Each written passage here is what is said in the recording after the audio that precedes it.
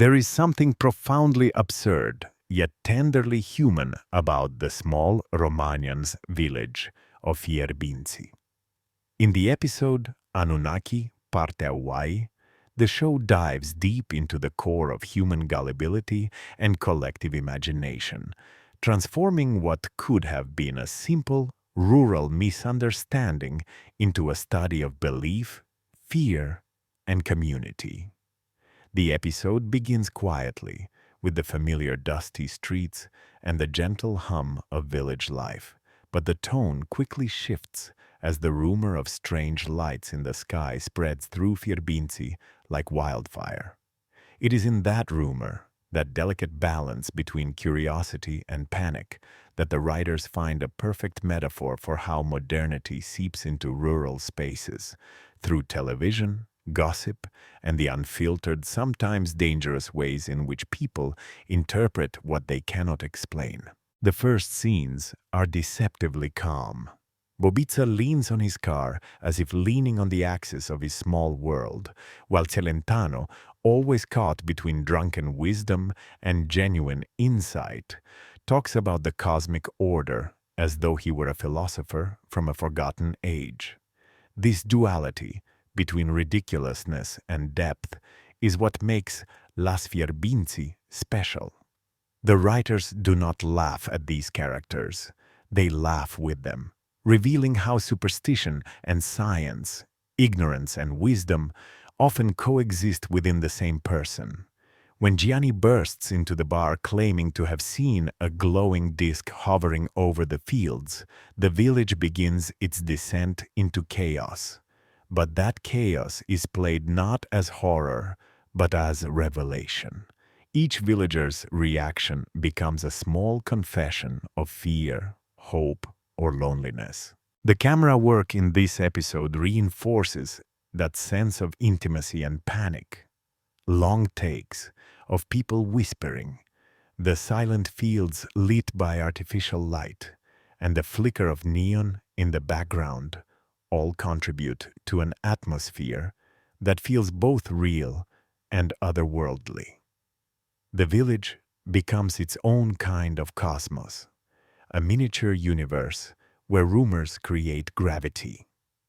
The brilliance of this approach lies in how Las Fierbinți uses its setting not merely as a backdrop, but as a living organism that responds to every whisper, every lie, every miracle. When the priest hears of the Anunaki, he interprets it through his own framework of faith, equating them with fallen angels, while Branzoi, the village opportunist, sees in the panic a way to sell protective charms made out of tinfoil and garlic.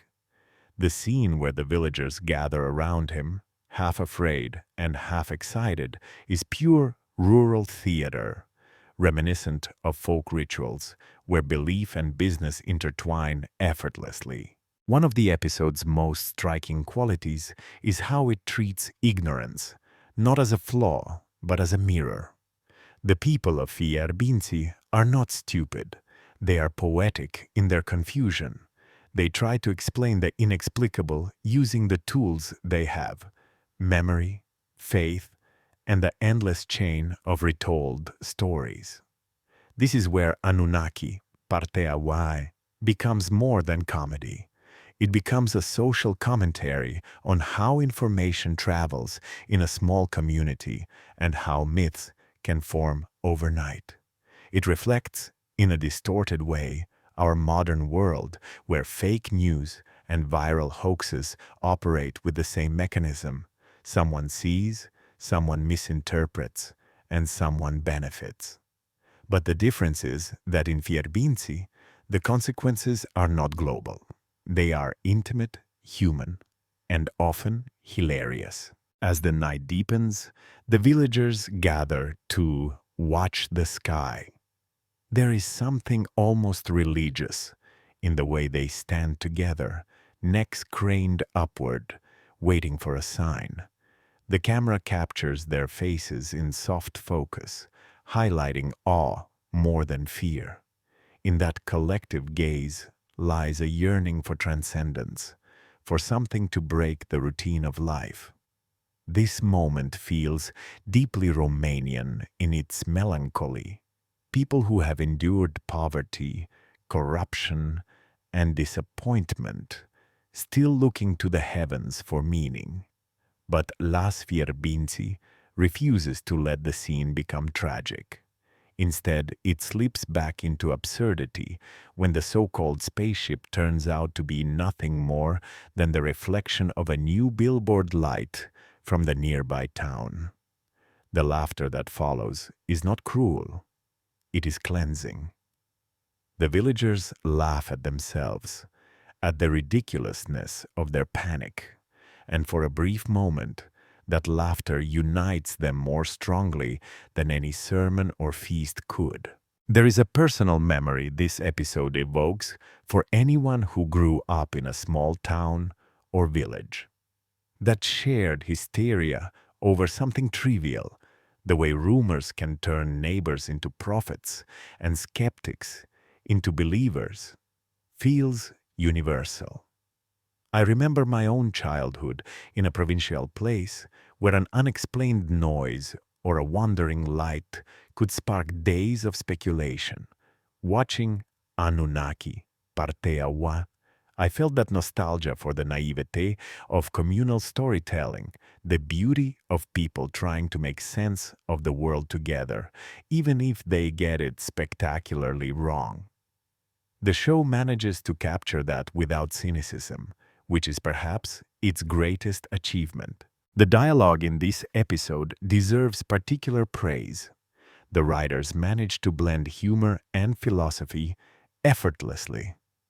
When Celentano says that the aliens must have come to Fierbinți because it's the only place where people still look at the stars instead of their phones, it's both a joke and a truth. There's an undercurrent of sadness in that line, a quiet recognition that the village, with all its flaws, retains a kind of purity that the city has long lost. Similarly, when Bobica tries to organize a defense group against the aliens, complete with wooden sticks and flashlights, the absurdity becomes an allegory for how humans always respond to the unknown, with fear disguised as preparation.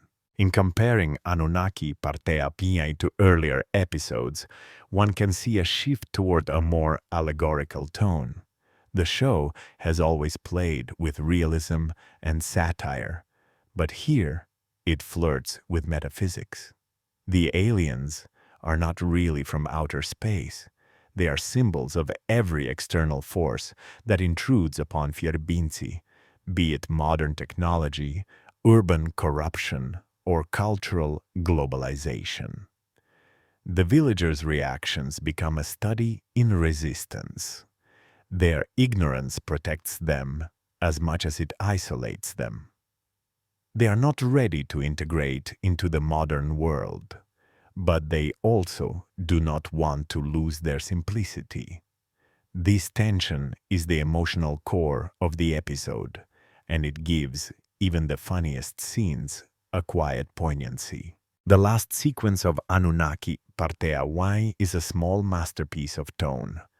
The rumor has died down, the truth revealed, and the villagers return to their routines.